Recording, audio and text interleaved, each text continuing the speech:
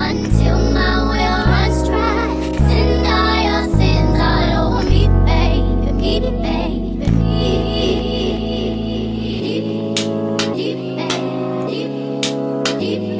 What it do, T Squad? It's me, Keisha, and I'm here with this week's All Tea, All Shade, Love and Marriage Huntsville, Season 6, Episode 23. Want to remind you guys that this Tuesday and Thursday, I will be airing my 2-part interview with Love and Marriage Huntsville reality star Kiki Jabbar, honey. Both episodes will be airing at 6 p.m. Central Time, Tuesday and Thursday. And baby, we go there. We go there. Any question that was on your mind, I'm pretty sure I asked it and she answered it, honey. So you do not want to miss this interview. Now let's get into this week's episode. The episode begins where we left off last week with Kiki, her husband Amin, and Mel in the alleyway. Mel popped up on them and she has suggested that Kiki take a drug test just to prove everyone wrong and show that she is in fact clean. At first Kiki was like, I'll do it if Marceau takes a lie detector test too. But Amin was like, we all know that he not gonna do that. Like, so it don't even make sense. Now, I do recall earlier, I want to say it was this morning, Saturday, as I filmed this, that I saw a video of Marceau saying that he was going to set up a lie detector test or whatever the case may be. So I don't know, child. I guess we'll see if he actually do it. But Kiki is willing to take the drug test. The results come back negative for everything. And, you know, Mel at this point just hopes that she can move on now and just focus on herself. But it was really good to see, you know, that Kiki wasn't lying. She is, in fact, clean. So all of this mess that Marceau and Tisha are accusing her of, you know, can finally be put to rest.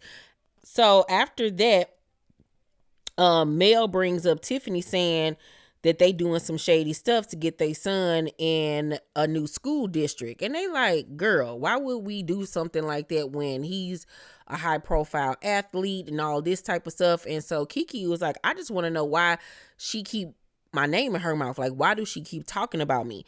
And actually, that's one of the questions that I asked her. Like, what is this issue with Tiffany and you? Like, what is that all about? So after that, we see Marceau and Tisha at the crib. They're packing to head, they're packing so they can get ready to go on their daughter's birthday trip. She wanted to go to the beach. And they're talking about what happened with Stormy at the barbecue and how she got upset when she talked about one of her close friends that was an addict. And Marceau tells Tisha that regarding the situation with him and Kiki, that he's more hurt than mad at her. And Kiki was like when she says Tisha is perfect, I have made mistakes. And Marceau was like, you can be more accountable. And she was like, when have I not been accountable? What is you talking about? And he brings up how Mel at their meeting was saying how the expo wasn't as organized as it could be, and how Tisha took offense to that and was like, I'm not going to claim that. And she just wouldn't, you know, actually admit that it could have been tightened up more. And she was like, okay, whatever. I was like, you better go ahead on, Marceau, and take up for your boo thing. Because one thing Marceau gonna do is take up for Melody Cherie Rogers, honey. If he don't stick up for nobody else, he gonna stick up for her, child. Then after that, we see Mel at her crib, and Miss Vanessa, hey, Miss Vanessa, love you so much, comes over to see her. She, you know, literally had to drive 4 hours to get to Melody's home. And Mel talks about her name change party. It's going to be at her home, and she's going to have security there. So any unwanted people will not be able to get into her event, aka her ex-husband, bitch tail. Okay. So meanwhile, she like, I'm up here planning this party, and I ain't even read the letter to see if I didn't got my last name approved to be changed. So she pulls out the letter, and sure enough, she was granted the right to her maiden name back. And Miss Vanessa gets really emotional about it because, this has been a time. This has been a time, honey, with her daughter being a Holt. And now her daughter can really start on the next chapter of her life. Stormy visits Kiki at her new home while she's there cleaning up and everything. And Kiki shows her how she tried to hug Tisha at the barbecue and how she dipped past her so she wouldn't have to hug her. And Kiki was like, she knows what my triggers are. I know that it was pre-planned by Tisha and her wife.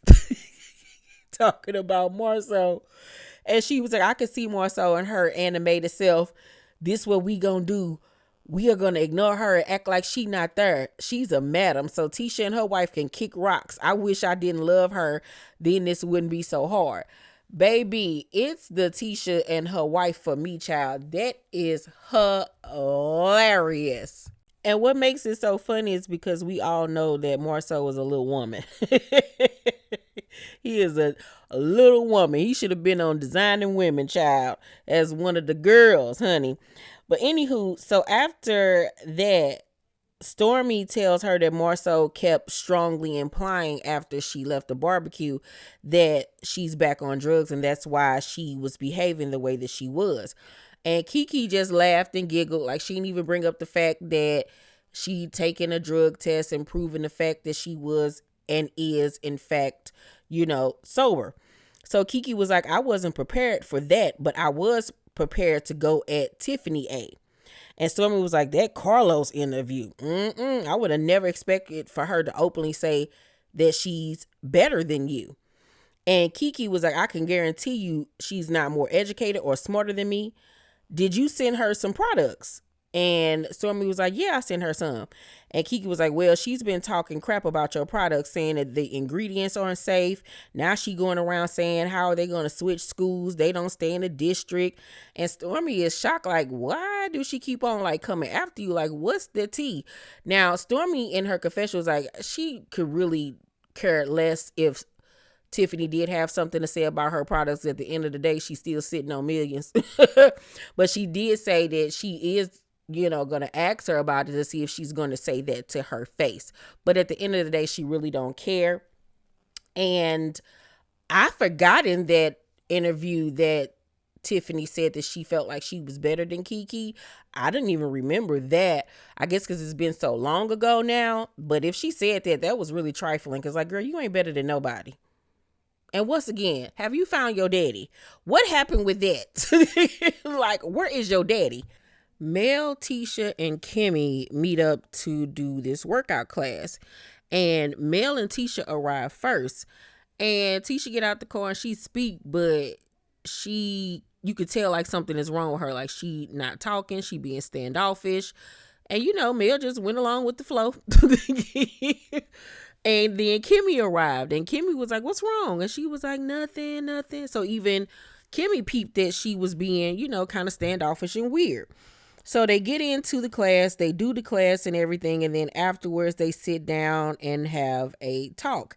And Kimmy asks Tisha how she's doing after, the whole altercation. And Tisha says, what happened at the barbecue is very similar to what has happened between me and Kiki in the past when we started hanging around y'all talking about Melody and Martel. She says, that's around the time I stopped hanging around Kiki because she made threats at me then.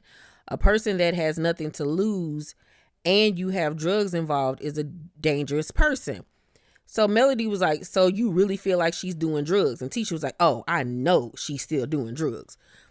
And see, this is the problem because you don't know. You don't know. You're assuming. You're assuming and going off hearsay. And so Melody was like, how do you know that? And Tisha told me, because I know. I have family members calling me saying she's still going around asking people for money. And I know when there's certain type of behaviors coming up. And Melly didn't even put her on blast. I don't know if the test had been done yet or what. But the fact that you just going around saying for certain that you know that this girl is back using, and that could be further from the truth. That's very damaging to somebody. You know what I'm saying? You just can't be doing stuff like that. Whether you upset, whether you think you don't know. And you and Marceau are 100% dead wrong for just going around tarnishing this girl image like that.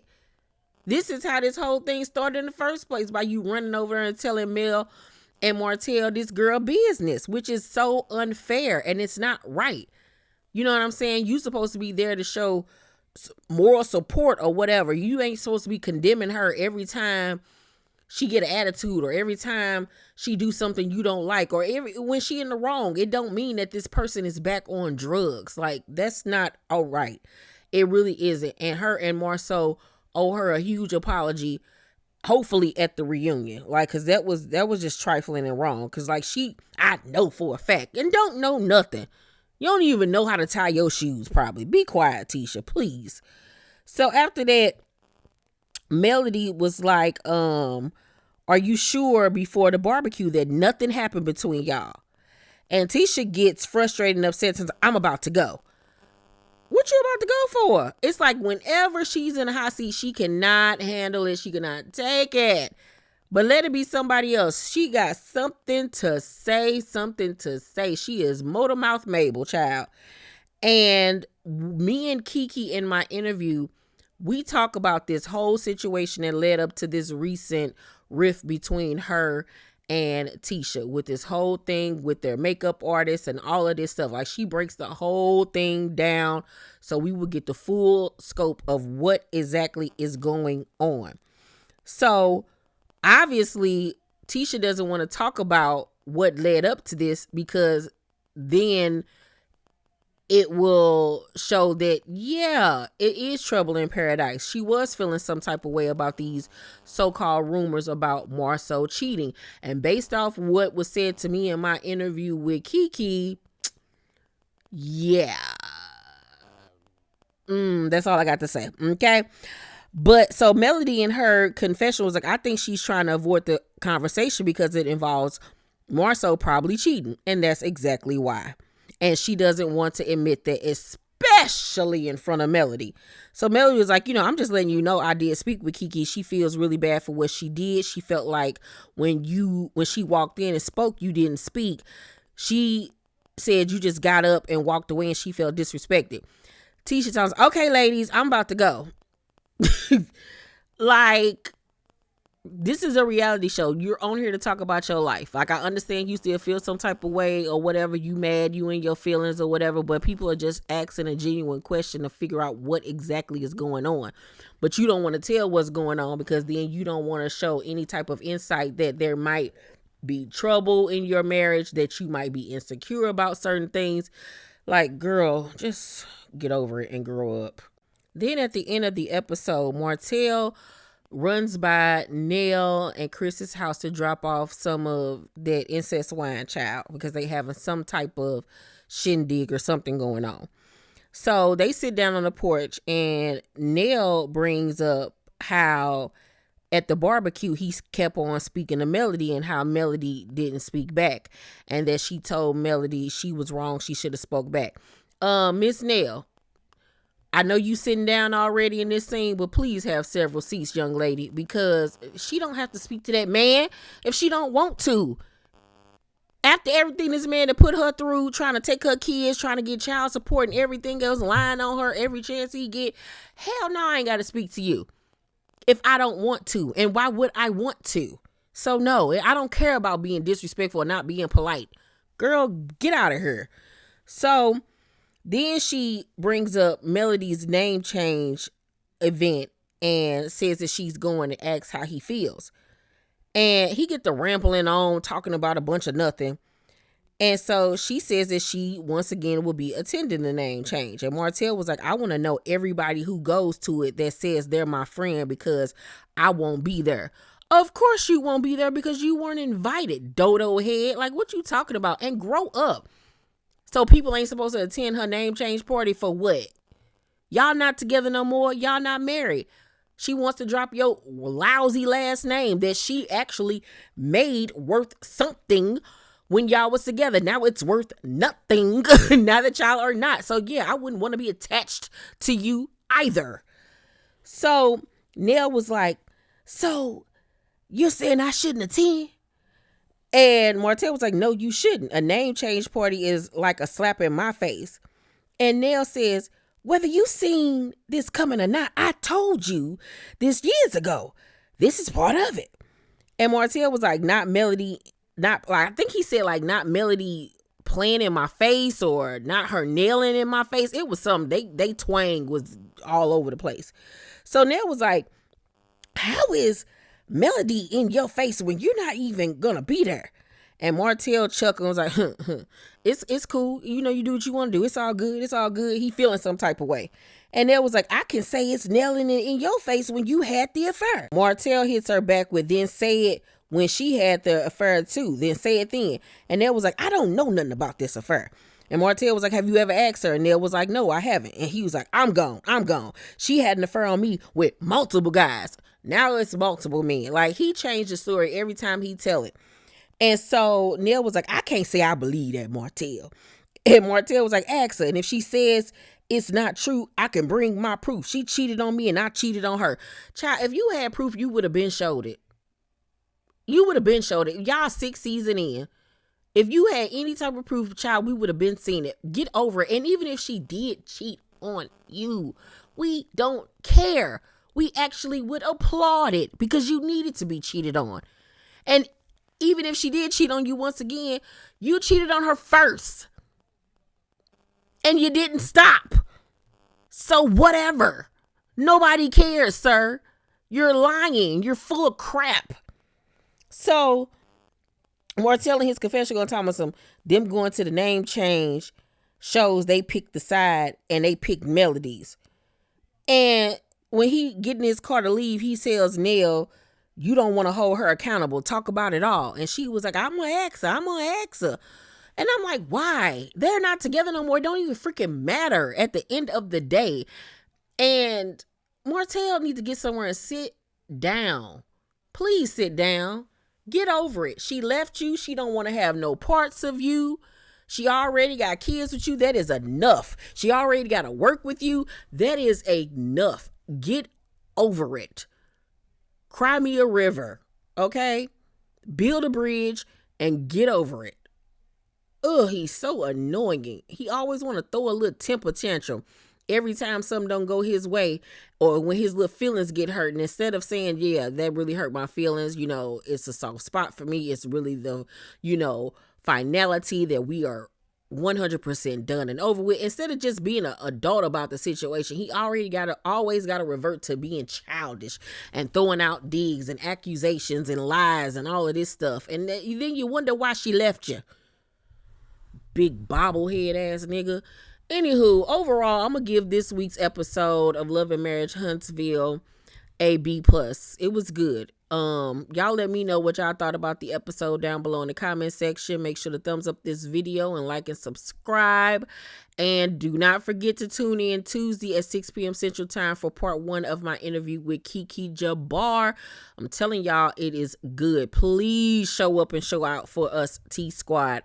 I love you so much, and I'll see y'all on my next video. Bye.